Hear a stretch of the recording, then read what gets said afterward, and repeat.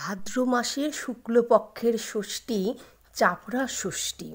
আজ 9ই সেপ্টেম্বর সোমবার ভাদ্র মাসের শুক্লপক্ষের ষষ্ঠী পালিত হচ্ছে ঘরে ঘরে, এবং তার ব্রতকথা নিয়ে আজকে চলে এসেছি রূপা ক্রিয়েশনসের নতুন ভিডিওতে।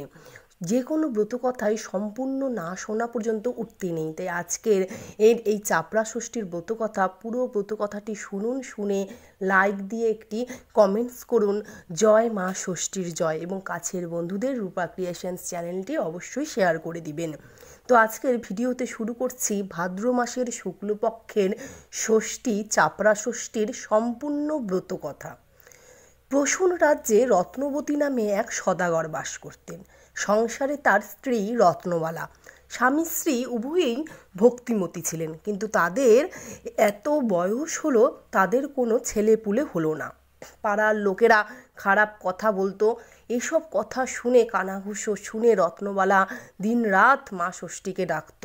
ষষ্ঠীতলায় গিয়ে কান্নাকাটি করত, কিন্তু কিছুতেই কিছু হয় না। এভাবে তাদের দিন যায়। একদিন ভাদ্র মাস ছিল।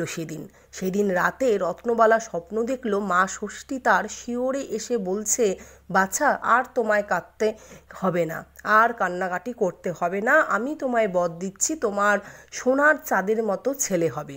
এই কথা বলে মা ষষ্ঠী চলে গেলেন। দেখতে দেখতে সত্যি মা ষষ্ঠীর কৃপায় রত্নবালার 7টি ছেলে হলো। তাদের বিয়ে হলো। একদিন রত্নবালা তার স্বামীর কে বলল যে ছেলেরা তো বড় হয়েছে, তাদের বউরা আছে, বউরা পরের পুকুরে স্নান করতে যায়, সেটা ভালো দেখায় না। তার চেয়ে তুমি বরং ওদের জন্য সামনে একটা পুকুর কাটিয়ে দাও। 1 বছর হলো পুকুর কাটানো হয়েও গেল, কিন্তু রত্নপতিরা দেখলো যে এই পুকুরে 1 ফোঁটাও জল হয়নি। তাই দেখে পাড়ার লোকেরা আবার খারাপ কথা কানাঘুষি করতে লাগলো। সেই দেখে রত্নবালা মা ষষ্ঠীর কাছে কান্নাকাটি করতে লাগলো যে কেন পুকুরে জল হচ্ছে না মা। একদিন মা ষষ্ঠী রাতে রত্নবালাকে আবার স্বপ্ন দেখালো। স্বপ্ন দেখিয়ে বললেন, বাছা, তুমি তোমার ছোট ছেলের পুত্র অর্থাৎ নাতিকে প্রাণের চেয়ে বেশি ভালোবাসো। যদি নাতিটিকে আমাকে দাও তবেই ওই পুকুরে জল হবে। এই বলে মা ষষ্ঠী মিলিয়ে গেল।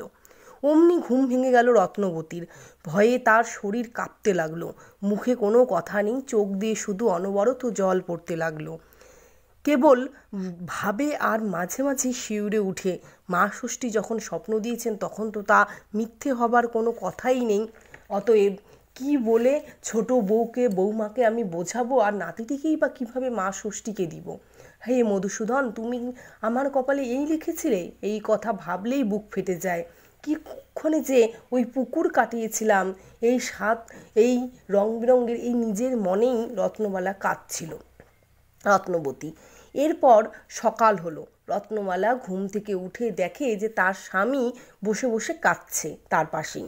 তাই দেখে রত্নমালা বলল, হ্যাঁ গো, হঠাৎ তোমার কি হলো? ভোরবেলায় বসে বসে কাঁদছো কেন? কিন্তু রত্নবতী কোনো কথা বলল না। যেমন কাঁদছিল তেমনভাবেই কাঁদতে লাগলো। তাই দেখে রত্নবালার মন খারাপ হয়ে গেল। রত্নবতী আবারও বলল, কি হয়েছে স্বামী, বলো আমাকে, না বললে আমি আত্মঘাতী হব। এই শোনার পর রত্নবালা তার স্ত্রীর কাছে সমস্ত কথা বলল। এটা দুঃস্বপ্ন, এখনও আমার গায়ে কাঁটা দিচ্ছে। এই বলে তিনি চুপ করে গেলেন। অগত্যা রত্নবালা জোর করে স্বামীর কাছ থেকে এই সমস্ত স্বপ্নের কথা শুনল। শুনে হাউ হাউ করে কেঁদে উঠল যে স্বামী আর স্ত্রী একই স্বপ্ন দেখেছে। তাই দুজনকে বলে কান্নাকাটি করতে লাগলো। স্ত্রীর কান্না দেখে রত্নবতী বুঝতেই পারছে না এখন কি করবে।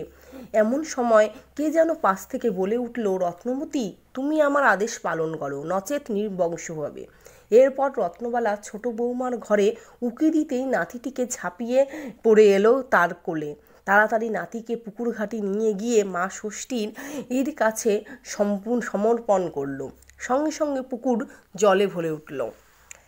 তাই দেখে রত্নবতী মা ষষ্ঠীর উদ্দেশ্যে হাত জোর করে প্রণাম করলো, কিন্তু জল তো হলো পুকুরে, তবে মনে তার সুখ নেই। তবুও রত্নবতী বাড়ির ভিতরে গিয়ে বলল, বৌমারা, তোমরা গিয়ে দেখে এসো, মা ষষ্ঠীর কৃপায় আমার পুকুরে জল হয়েছে। শ্বশুরের কথা শুনে বৌমারা খুশিতে তাড়াতাড়ি পুকুরে গিয়ে স্নান করতে লাগলো। স্নান সেরে ডাঙ্গায়ও উঠে পড়ল। শেষে ছোট বৌমা যখনই পুকুর ঘাট থেকে ডাঙ্গায় উঠতে যাবে তখনই তার আঁচলে টান পড়ল। সে পিছন ফিরে চেয়ে দেখে তো অবাক, তাড়াতাড়ি ছেলেকে কোলে নিয়ে বলল, ষাট ষাট, তুই জলে এলি কি করে বাবা? এই বলে ছেলেকে আদর করতে লাগলো।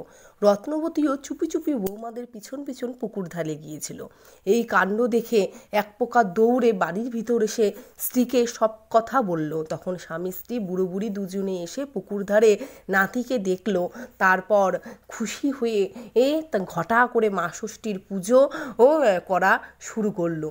পুকুরে চাপড়া ষষ্ঠীর ব্রত করলো এবং পুতুল ভাসালো এবং 7 বউ আঁচলে গলা বেঁধে শাশুড়ির কাছে চাপড়া ষষ্ঠীর ব্রত কথা শুনলো।